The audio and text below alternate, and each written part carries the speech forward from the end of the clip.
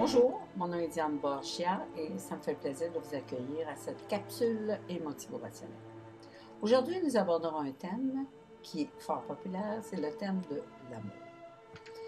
Alors, posons-nous une première question. Qu'est-ce au juste que l'amour? Pour certains, l'amour, c'est synonyme de respect, d'avoir le goût d'être avec l'autre. Ou encore, certains disent que l'amour, c'est une flamme. Alors, on n'est pas loin de la réalité. Hein? L'amour est, dans les faits, une émotion. Une émotion particulière parce que c'est une émotion seconde. Alors, l'amour est une émotion seconde parce qu'elle accompagne toujours l'émotion de joie et de plaisir. L'émotion contraire de l'amour est l'émotion de haine. Donc, je peux dire « j'aime les petits pois » et « je déteste les carottes ». Donc, j'haïs les carottes et j'aime les petits pois.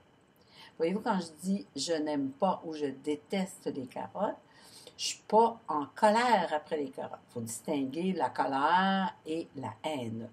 Donc, la haine est une émotion contraire de l'émotion d'amour. Comment se crée l'émotion d'amour? Alors, comme toutes les émotions, l'émotion d'amour est causée par les pensées que nous entretenons à propos des situations. Donc, prenez l'exemple d'une première situation. Louis offre des fleurs à Lucie. Lucie, recevant ces fleurs, entretient une première pensée à propos des fleurs reçues. Donc, cette première pensée va être du genre « Ah, les roses comblent mon goût, mon désir. » Et à ce moment-là, elle va ressentir, se causer en fait à elle-même l'émotion de joie. Une fois cette joie présente, cette joie va devenir l'occasion d'une deuxième émotion. Donc, à propos de la joie ressentie, Lucie va avoir une pensée du genre « il est la cause de ma joie ». Donc, entretenant la pensée « Louis est la cause de ma joie », à ce moment-là, cette pensée va automatiquement causer l'émotion d'amour. Plusieurs personnes vivent des émotions contraires, donc l'émotion de peine et de haine et l'émotion de joie et d'amour. Lorsque la peine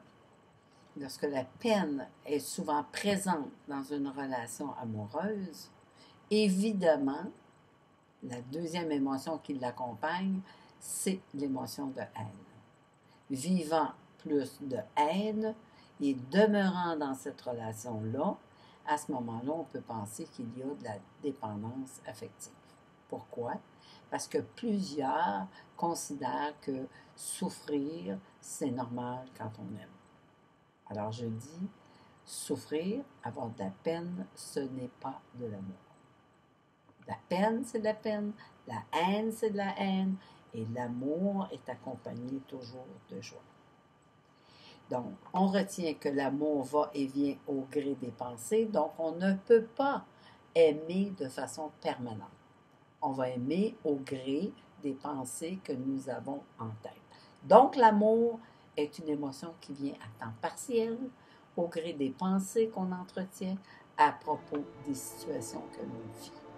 Alors, je vous souhaite tout plein de situations de joie pour vivre beaucoup d'amour. Sur ce, bonne journée.